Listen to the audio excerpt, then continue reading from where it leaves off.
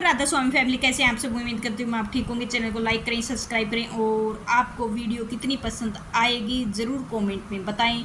और सत्संग शुरू करने से पहले मैं राधा स्वामी बोलती हूँ, जी राधा स्वामी जी, जी राधा स्वामी जी, जी राधा स्वामी जी।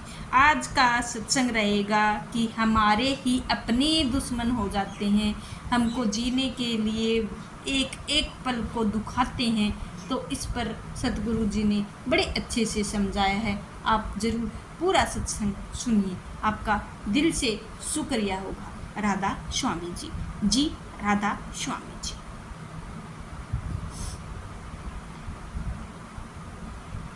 जब परिवार तुम्हारे विरुद्ध हो जाए, जीवन साथी तुम्हारे आत्मा को नहीं देख सके, जब बच्चे तुम्हारे को त्याग को व्यर्थ समझते हैं, तब समझाया है सतगुरु ने, यह मत सोचो कि तुम अकेले हो, यह मत सोचो कि तुम्हारे साथ अन्याय हो रहा है, बल्कि यह सोचो कि अब तुम्हें अवसर मिला है अपने भीतर की शक्ति को पहचानने का। अब तुम्हें मौन और करुणा के माध्यम से प्रेम को देने का अभ्यास करना है। और सतगुरु जी ने समझाया, तुम्हें जो छोड़ देता है वही तुम्हारा मार्गदर्शन भी बना सकता है, यदि तुम उसे समझ पाओगे, क्योंकि उस व्यक्ति ने तुम्हारे भीतर उस स्थिति बनाई है, वह स्थिति बनाई है जिसमें तुम्हें भीतर देखना पड़ा है। जब जीवन साथी तुम्हें अपमानित करता है, तब तुम्हारे साथ दो विकल्प होते हैं। एक तो तुम उस पर चिल्लाओ, दूसरा होता है कि तुम भीतर जाकर देखो कि यह क्रोध उसके भीतर के दुखों से उपजा है। और जब तुम यह देख पाते हो तो तुम्हारे भीतर करुणा आती है। बुद्धि की दृष्टि यही है कि संबंधों में सम्यक दृष्टि, यानी बिना पूर्वग्रह। जब कोई तुम्हारा अपमान करता है, तब सतगुरु समझाते हैं कि यह मत देखो कि तुम वह क्या कह रहा है, बल्कि यह देखो कि वह स्वयं कितना अशांत है। जब तुम यह जान जाते हो कि तुम प्रतिक्रिया नहीं करते हो, कि तुम मौन रहते हो, यही मौन संबंधों का एक नई दिशा दे देती है। तो सतगुरु जी कहते हैं कि संबंध तब टूटते हैं जब हम दूसरों के बदलने की कोशिश करते हैं, परंतु संबंध तब खिलते हैं जब हम स्वयं को बदलने की कोशिश करते हैं। जब तुम भीतर से स्थिर हो जाते हो, फिर कोई भी तुम्हें बाहर से हिला नहीं सकता है। जब परिवार भीतर में धीरे धीरे शांति फैलाने लगते हैं, क्योंकि एक शांति आत्मा पूरे घर को शांति कर देती है। तो यह एक दीपक की तरह है जो स्वयं जलता है, सबको रोशनी देता है।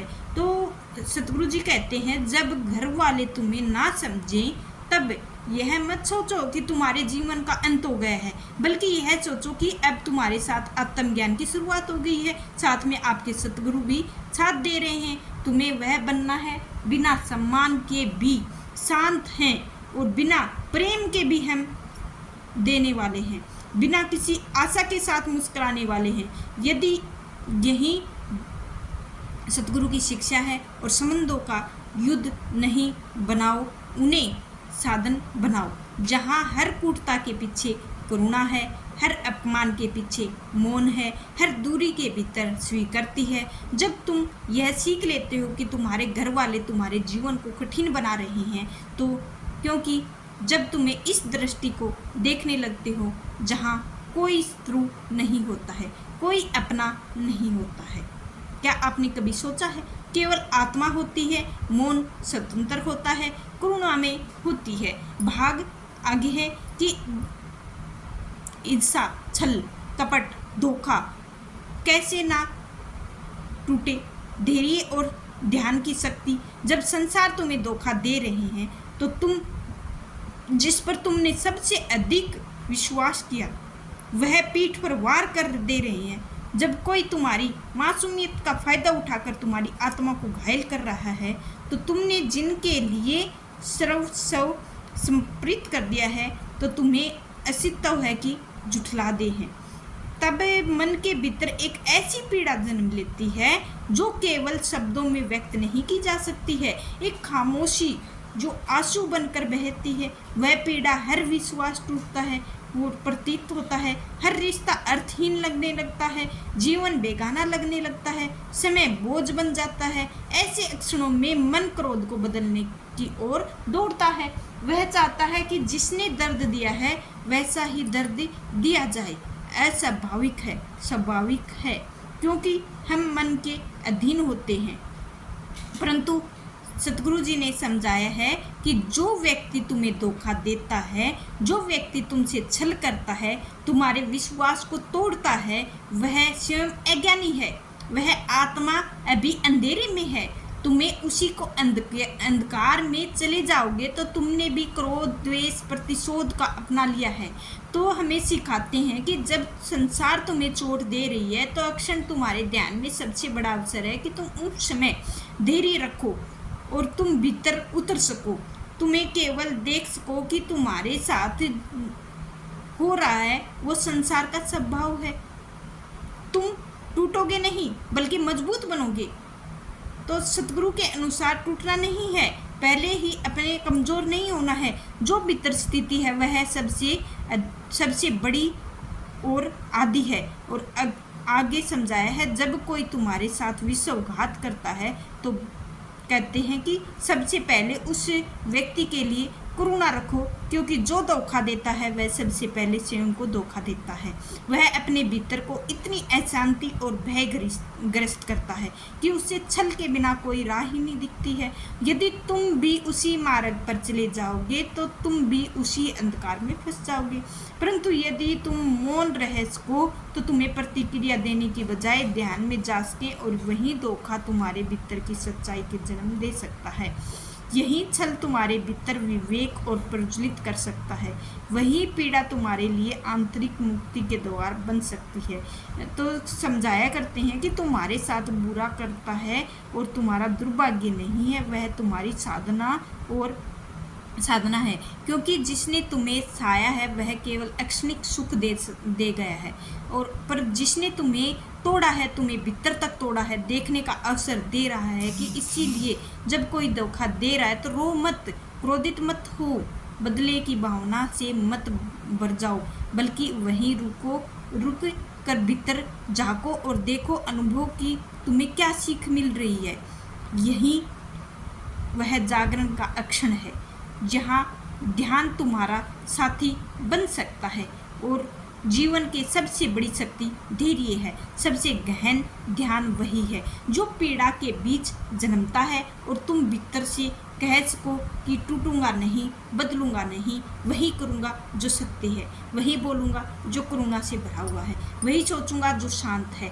तो जब तुम उस स्थिति के बाहर निकलना शुरू कर देते हो तो वही आत्मा का विकास है। संसार में तुम हजारों अच्छे कार्य करो, परंतु एक धोखे से सब कुछ नष्ट हो सकता है।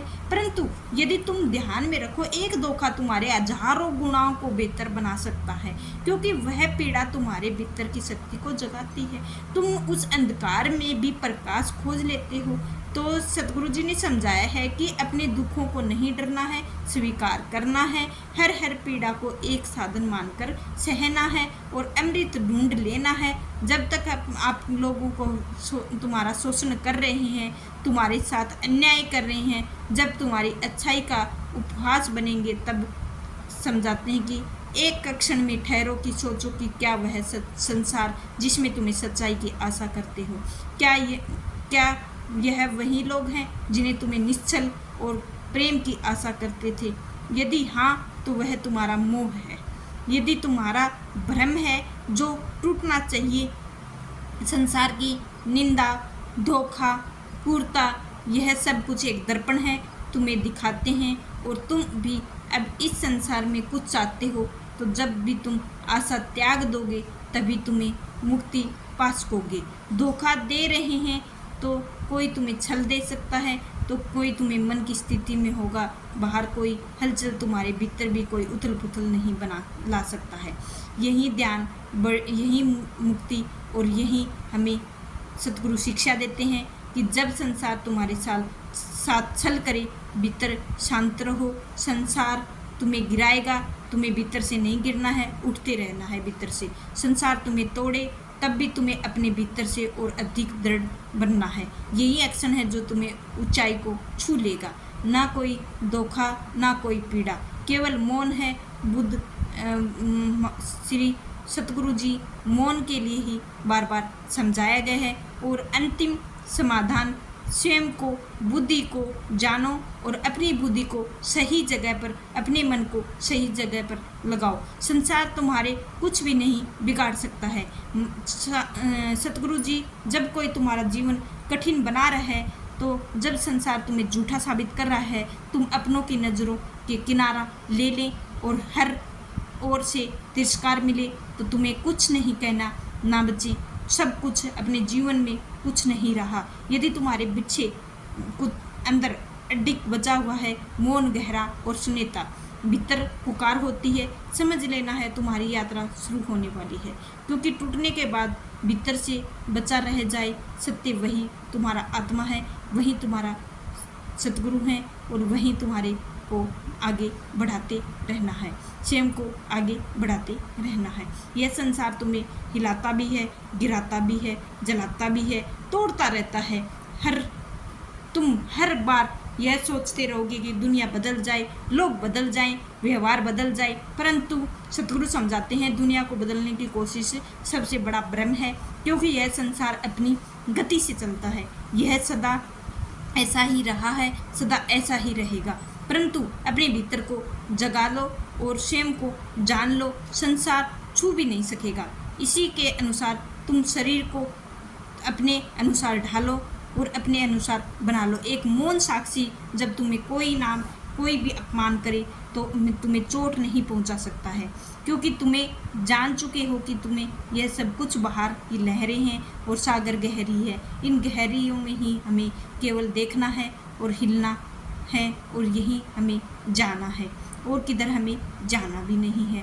तुम गिरते नहीं हो और तुम्हें जानते हो कि तुम्हें क्या करना है। व्यक्ति स्वयं नहीं जानता है कि वह दूसरों की बातों से प्रभावित होता है, वह दुनिया की निंदा से टूटता है, वह प्रशंसा को उड़ता है, अपमानित से गिरता है। तो सतगुरु ने समझाया है, यही अज्ञानता है कि तुम भीतर बैठकर यह देखो कि तुम जो हो रहा है केवल बाहर की दुनिया है। तुम हो, तुम्हारा अस्तित्व पूरे हो और तुम्हारा ध्यान गहरा हो जाता है और तुम किसी न किसी तारीफ से खुलते ना किसी के मुस्कुराते हो। तुम परिस्थितियों को देख सकते हो। जब कोई सागर की तरह लहरों को देखता है तो शांत, गहरा, मौन, अपरिवर्तनीय। तो सतगुरु ने अंतिम उपदेश यही दिया है कि भव स्वयं अपना दीपक बनो और स्वयं अपने लिए प्रकाश बनो। जब कोई तुम्हारी शिक्षा ना दे, जब कोई चारों ओर अंधकार हो जाए, तो तुम्हारे अपने को भी तुम्हें ना समझना है। भीतर अपने मौन में बैठो और देखो, वहाँ एक ऐसा अच्छा स्रोत होता है, कभी बुझता ही नहीं है, कभी कमी नहीं होता है, सदा तुम्हारे साथ रहता है, तुम्हारा साथ सत्य देता है और वही तुम्हारा समाधान है। जब तुम उसे देख लेते हो तो फिर संसार चाहे कुछ भी ले हो, वह तुम्हारा कुछ नहीं बिगाड़ सकता है, क्योंकि जब तक तुम संसार के बाहर नहीं भीतर ही हो तब तक तुम्हारी प्रतिक्रिया नहीं कर सकता है। तुम केवल उपस्थित हो, यही उपस्थिति ध्यान में है। यदि करुणा है तो यही हमारे सतगुरु से समझाते हैं कि तुम संसार में रहो और परिवार में रहो, संबंधों में रहो, कोई भी परिस्थिति में तुम्हारे सुख का कारण या विनाश का कारण नहीं बना सकती है, क्योंकि अब तुम्हें अपने भीतर को, मौन को पहचान चुके हो, हर स्थिति को से परे हो। तुम समझ चुके हो कि दुख बाहर से नहीं आता है, भीतर की प्रतिक्रिया से जन्म लेता है। जब प्रतिक्रिया ही नहीं रही तो दुख का कोई अस्तित्व ही नहीं रह जाता है। तुम अपनापन को देखो और अपने बच्चे की बात, कोई बच्चे की बात देखता है तो तुम किसी को धोखे को देख सकते हो, किसी कोई थकी हुई आत्मा को अपने भ्रम में बोल रही है, तब तुम हर क्रूरता को, करुणा को देख सकते हो। यही वह अवस्था है जहाँ कोई तुम्हें नहीं तोड़ सकता है, कोई तुम्हारे सुख को नहीं छीन सकता है। यही हमें जीवन बनाना है और ऐसे ही हमें जीना है, न किसी की परवाह लेके। अगर कोई गलत बोल रहा है, कोई बुरा बोल रहा है, गालियाँ दे रहा है, तो हमको चुप रहना है, हमको मतलब ही नहीं है, दुनिया समझ के छोड़ देना है।